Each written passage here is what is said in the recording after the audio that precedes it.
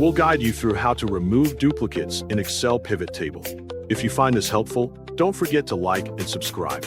People search for this tutorial because duplicate data in Excel can cause errors, confusion, and inaccurate reports, especially when using pivot tables. Begin by opening Microsoft Excel on your desktop and waiting for the program to load completely before continuing. Once Excel is open, press the Ctrl and O keys on your keyboard at the same time to open the file browser window. After the window appears, move to the search bar that is usually located near the top right section of the screen. Type the name of your file carefully into the search bar so Excel can locate it quickly. When the correct file appears in the results, click once to select it, then choose the Open option to load the file into Excel. Before making any changes, make sure your worksheet already contains several sets of data along with an existing pivot table. Next, go to the top of the main table that contains the data you want to clean. Press your mouse button and drag the cursor all the way to the bottom of the table so every row and column becomes selected.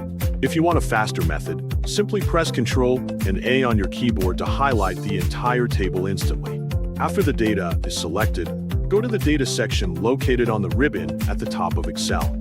Look for the Remove Duplicates option and click on it to open the Duplicate Removal Settings window.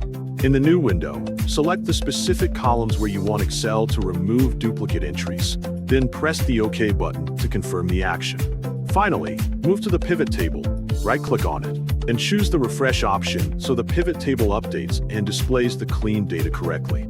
This final refresh step is important because the pivot table will not automatically recognize the information until it is refreshed manually.